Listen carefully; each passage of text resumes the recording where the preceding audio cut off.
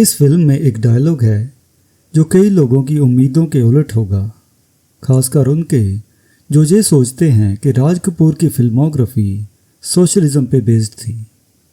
राज कपूर डाकू की बेटी पद्मिनी से कहते हैं, तुम लोग सोशलिस्ट हो। वो भी भोर से लेकर संध्या तक एक ही बात बोलते हैं कि दुनिया बराबर होनी चाहिए, बराबर होनी चाहिए। इतना बड़ा काम करते हो, आप लोग तो मुनि महात्मा हो। और फिर वो आगे कहते हैं, मैं भी कितना भागवान हूँ कि ऐसे धर्म कर्म वाले जत्थे में भर्ती हो गया। Welcome to unfilter talk on rhythms of rhyme. आज हम एक ऐसे क्लासिक पर चर्चा करेंगे जो न केवल मनोरंजन करता है बल्कि भारतीय सिनेमा में सोशल नैरेटिव को भी नई परिभाषा देता है। जिस देश में गंगा बहती है 1960। राधु कर्माकर द्वारा निर्देशित और राज कपूर द्वारा निर्मित यह फिल्म नैतिकता, सुधार और मानवता की कहानी है, जो म्यूजिक, ड्रामा और यादगार परफॉर्मेंसेस के साथ बुनी हुई है। आइए जानें कि यह ब्लैक एंड वाइट जेम आज भी गंगा की पवित्र धारा की तरह इतना ताज़ा क्यों है। यह फिल्म 1960 में रिलीज़ हुई थी, एक ऐसा समय जब भारत स्वतंत्रता के बाद की ऑप्टिमिज्म में डूबा हुआ था, लेकिन चंबल घाटी एक गंभीर सच्चाई से जूझ रही थी। इस क्षेत्र पर डाकू राज करते थे, जो अक्सर सामाजिक असमानताओं और समाज द्वारा अस्वीकार किए जाने के कारण अपराध की ओर धकेल दिए जाते थे। जिस देश में गंगा बहती है, विनोबा भावे और जयप्रकाश नारायण के नेतृत्व में सुधारवादी आंदोलनों से प्रेरित थी, जिन्होंने डाकुओं को शांतिपूर्ण तरीके से आत्मसमर्पण करने के लिए प्रोत्साहित किया। यह सामाजिक राजनीतिक पृष्ठभूमि कहानी में प्रामाणिकता की एक परत जोड़ती है। कहानी राजू, जिसका किरदार राज कपूर ने निभाया है, उसके इर्द गिर्द घूमती है, जो एक गरीब और मासूम अनाथ है जो गलती से डाकुओं के गिरोह के बीच पहुंच जाता है। उसकी नैतिकता की परीक्षा तब होती है जब वह उनके दोहरे चरित्र को देखता है, बाहरी क्रूरता और अंदरूनी मानवता का विरोधाभास। गिरोह के नेता की बेटी कम्मो, जिसका किरदार पद्मिनी द्वारा निभाया गया है, राजू से प्यार करने लगती है और उनका रिश्ता फिल्म का भावनात्मक केंद्र बन जाता है।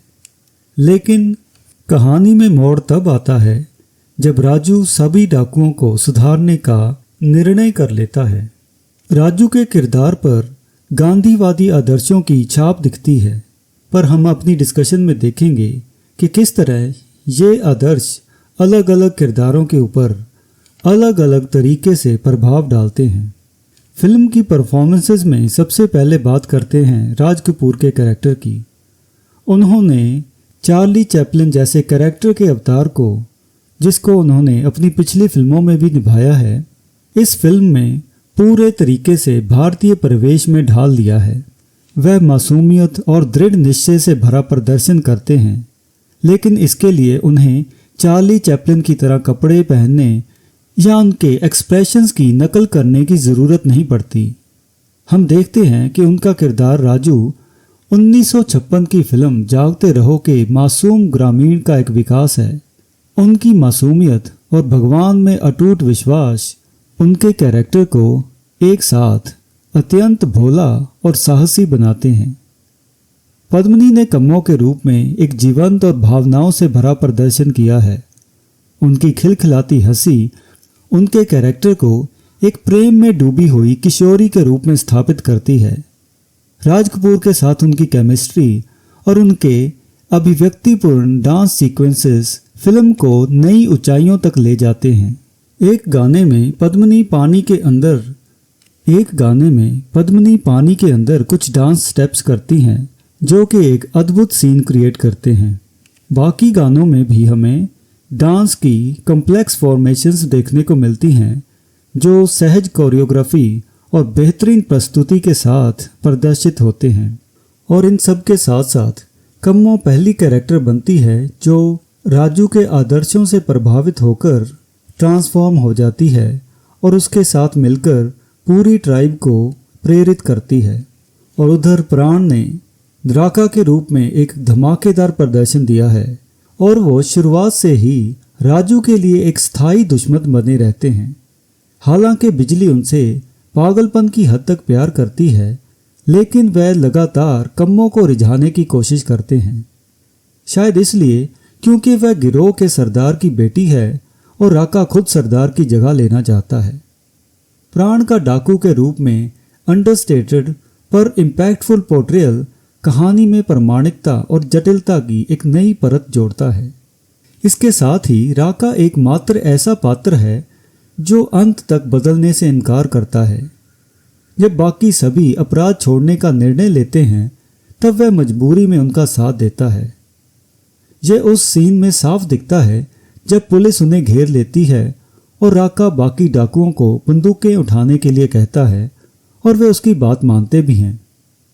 यह कहानी का वह पॉइंट है जहां राजू के मिशन की नाजुकता उजागर होती है। राजू और कम्मों को महिलाओं और बच्चों को डाकुओं और पुलिस के बीच खड़ा करना पड़ता है, जिसके बाद अंततः डाकू आत्मसमर्पण कर देते हैं। फिल्म का यह अंत शायद अनजाने में यह दिखाता है कि सुधार का मार्ग बहुत फिसलन भरा है और बुराई की ओर वापस जाना बहुत आसान है। ललिता पवार, नाना पालेस्कर और राज मेहरा अपने स्पोर्टिंग रोल्स में दमदार प्रदर्शन से कहानी को मजबूती देते हैं। खासकर ललिता पवार पूरे कबीले को बदलने में एक मार्गदर्शक शक्ति के रूप में कार्य करती हैं, लेकिन वो फिल्म में बहुत देर से आती हैं। क्लाइमैक्स वाले सीन्स शुरू होने से पहले उनको सिर्फ 2-3 सीन्स और कुछ गानों में छोटे छोटे शॉट्स मिलते हैं। अगर राजू की मासूमियत को दिखाने वाले कॉमिक सीन्स या राका द्वारा राजू और कम्मों के लंबे समय तक पीछा करने पर कम जोर दिया जाता और ललिता पवार के किरदार को अधिक महत्व दिया गया होता तो फिल्म न केवल छोटी होती बल्कि उनका किरदार और भी अधिक प्रभावशाली और बिलीवेबल लगता। और इस फिल्म के संगीत की बात करें तो राज कपूर की बाकी फिल्मों की तरह संगीत के बिना ये फिल्म भी अधूरी है। शंकर जयकिशन की कॉम्पोजिशंस और शैलेंद्र और हसरत जयपुरी के गीत फिल्म की आत्मा का काम करते हैं। ओ बसंती पवन सागर के उदासी भरे सुरों से लेकर होठों पे सच्चाई रहती है कि फिलोसॉफिकल स्वरों तक हर गीत कहानी के लिए एक स्तंभ का काम करता है। मुकेश की आवाज़ की गहराई और लता मंगेशकर का भावनात्मक जुड़ाव इन गानों को क्लासिक्स बना देता है। इस फिल्म में राधू कर्माकर की सिनेमेटोग्राफी चंबल घाटी की खुरदरी खूबसूरत संगमरमर की चट्टानों को बड़ी खूबसूरत और आकर्षक तरीके से पकड़ती है। चाहे फिल्म की ज़्यादातर शूटिंग आर्टिफिशियल सेट पर की गई हो, फिर भी हर फ्रेम में बारीकी पर ध्यान दिया गया है जो फिल्म में रियलिज्म को और भी बढ़ाता है। ये फिल्म क्रिटिकली और कमर्शियली दोनों एस्पेक्ट्स पर खरी उतरी है और इसे 4 फिल्म फेयर अवार्ड मिले हैं, जिसमें बेस्ट फिल्म और बेस्ट एक्टर के अवार्ड भी शामिल हैं और नेशनल फिल्म अवार्ड में इसको बेस्ट फिल्म का भी अवार्ड मिला है। तो अंत में हम कह सकते हैं कि ये फिल्म मनोरंजक, थॉट प्रोवोकिंग और इमोशनल डेप्थ का एक अद्भुत मिश्रण है। हाँ, आज के दर्शकों को इसका सोसाइटल रिफॉर्म का तरीका थोड़ा सा ऑप्टिमिस्टिक लग सकता है, लेकिन इसकी भावना सही दिशा में है। और यही था आज का अनफिल्टर टॉक का एपिसोड। क्या आपने जिस देश में गंगा बहती है देखी है?